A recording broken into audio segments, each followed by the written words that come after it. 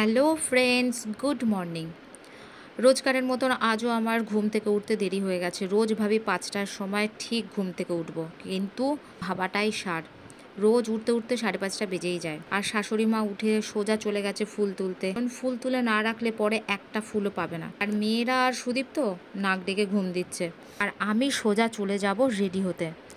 ও, তোমাদের একটা কথা বলতে ভুলেই গেছি, সেটা হলো আজ আমাদের বাড়িতে ছোট্ট করে একটু নারায়ণ পুজো হবে। আর অবশ্য আমি বাড়িতে থাকতে পারবো না। আর এই পুজোর সব কিছু আয়োজন শাশুড়ি মা একা নিজে হাতেই করেছে, মানে 80% রেডি করেই রেখেছে। বাকি আছে শুধু ফলগুলো কেটে সাজানোর। আমি অনেক খুঁজে এই পুরনো কুর্তিটা বার করে রেখেছি আজ পরবো বলে। তোমরা ভাবছো পুরনো কুর্তি বের করেছি, তাও পরবো, কারণটা কি? কারণটা হলো আজ রং খেলা।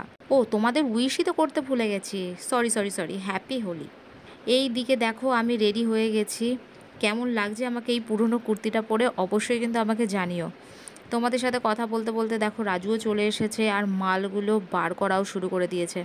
মা বাকি কাজগুলো করতে ব্যস্ত, তাড়াতাড়িই করছে, কেননা কিছুক্ষণ পরই পুজো করতে চলে আসবে।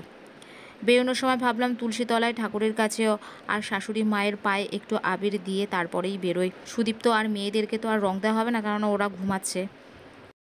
শাশুড়ি মা কাজ করতে এতটাই ব্যস্ত যে আমি ডাকছিলাম, আসছিল না, তো আমি নিজেই গেলাম।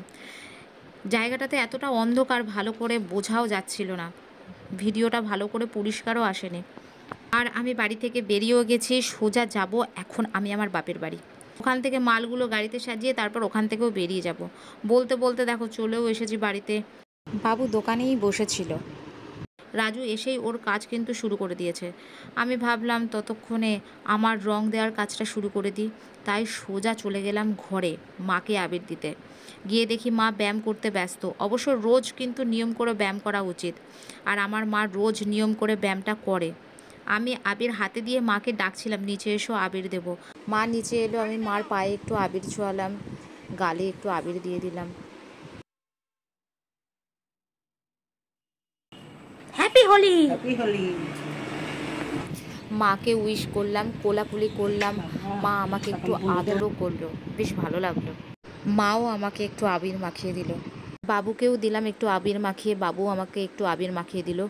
শেষে বাবু আর মাকে টাটা দিয়ে বাড়ির থেকে বেরিয়ে এলাম। চারিদিকে যেন রঙের মেলা বসেছে। এর মধ্যেই একটা মিষ্টি মেয়ে টোটো দাঁড় করিয়ে আবির দিল আমাকে। আমার কিন্তু খুব ভালো লাগলো। আর সাথে দিল বাতাসা। হ্যাপি হোলি। বেশ ভালোই লাগছিল। সকাল থেকে রং আর রং দেখছি, বিভিন্ন রকমের রং। হলুদ রঙের শাড়ি পরেও অনেকে আবির খেলছে। এই সমস্ত দেখে একটা সময়ের পর আর ভালো লাগছিল না। মনে হচ্ছিল আর কখন বাড়ি যাব। মেয়ে দুটোকে দেখে এসেছিলাম, ঘুমাচ্ছিল, কখন বাড়িতে যাব, গিয়ে মেয়েদের সাথে একটু রং খেলবো। প্রায় 11:30 বাজতে যায়, এখন আমি বাড়ি ঢুকছি। ঢোকার মুখেই দেখো পাড়ার বাচ্চারা রং খেলছে। আর একই দেখছি, মেয়েরা তো অলরেডি রং খেলা শুরু করেই দিয়েছে।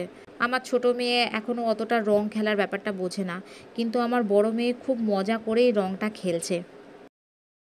দুই মেয়েকে দেখার পর আমি সোজা গুবলুর খোঁজে চলে গেলাম। গিয়ে একই দেখছি, ও স্নান করে বেরোলো। সবাই ওকে রং খেলার জন্য ডাকছে, আর ও স্নান করে বেরোলো। আমি জিজ্ঞাসা করাতে বলছে স্নান করে এসেছি, তাতে কি হয়েছে, আমি স্নান করে রং খেলবো। আরে এরকম রং কে খেলে? স্নান করে উঠে তারপর রং খেলে? আমার বর সত্যিই ব্যতিক্রম, উল্টো প্রকৃতির মানুষ। তারপর মহারাজ গুবলু বেরোলেন, স্নান টান করে রং খেলতে বেরোলেন, মেয়েদের সাথে একটু রং খেললেন। ছোট মেয়ে রংটা ঠিক পছন্দ করছিল না। আমিও মেয়েদেরকে একটু আবির মাখালাম। ছোট মেয়েকে যখনই আমি আবির মাখাতে যাচ্ছিলাম তখনই ও মুখটা ফিরিয়ে নিচ্ছিল।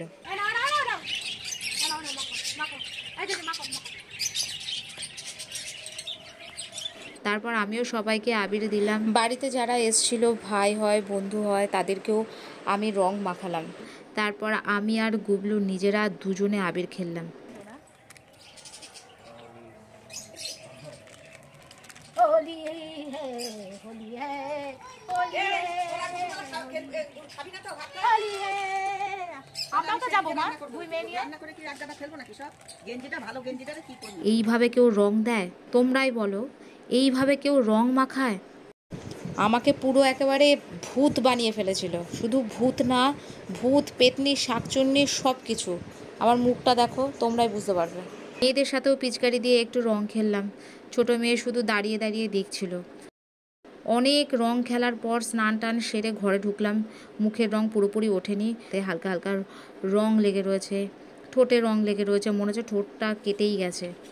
যাই হোক, এবার আমি স্নান টান সেরে ঘরে ঢুকলাম, মেয়েদের খাওয়ার দুধ হাতে নিয়ে। ফিডিং বোতল দুটো দেখতেই পাচ্ছ। এবার খাইয়ে ঘুম পাড়াবো, দেখি যদি ঘুমায়। এদেরকে ঘুম পাড়াতে গিয়ে হয়তো আমি নিজেই ঘুমিয়ে পড়বো, কিন্তু এরা ঘুমাবে না। এদের চোখে একটু ঘুমের নামও নিশান নেই। একজন ফোন দেখছে তো একজন টিভি দেখছে।